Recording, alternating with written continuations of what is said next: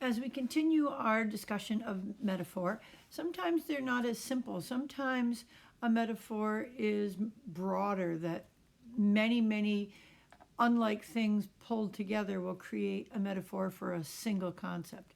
So I'm going to read to you a couple of poems, and what I want you to do is think about, well, what is the metaphor? The metaphor is not spoken directly. You have to figure it out.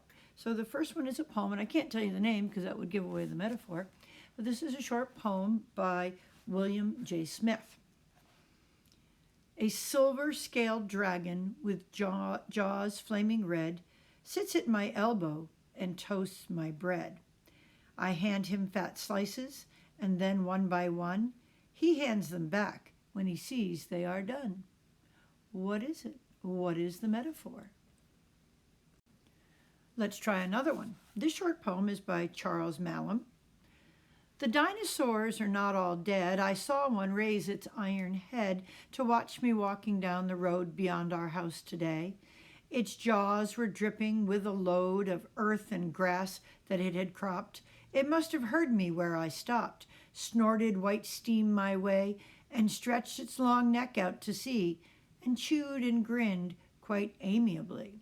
So no, this is not a dinosaur or any sort of mammal, but it's something that's pretty familiar on a construction site. So what's the metaphor? So this next metaphor poem is a little trickier, probably because we live in Guilford, we work in Guilford, and we don't live in an area where you'll find too many of these things that I'm going to be describing, but see what you can come up with. Figure out what is the metaphor. A filing cabinet of human lives where people swarm like bees in tunneled hives, each to his own cell in the towered comb, identical and cramped. We call it home. So it's not a beehive. It's not, it has nothing to do with bees or bugs. It has to do with people and where people live. What's the metaphor?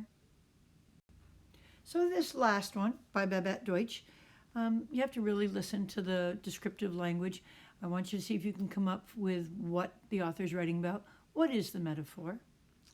Not guns, not thunder, but a flutter of clouded drums that announce a fiesta. Abruptly, fiery needles circumscribe on the night boundless chrysanthemums.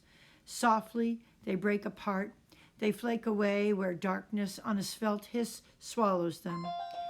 Delicate brilliance, a bellflower opens, fades in a sprinkle of falling stars. Night absorbs them with the sponge of her silence. And if you've ever been to a holiday, perhaps in July, you might know what this poem describes in a metaphor. So good luck, and let's see if you can figure these out in our next activity.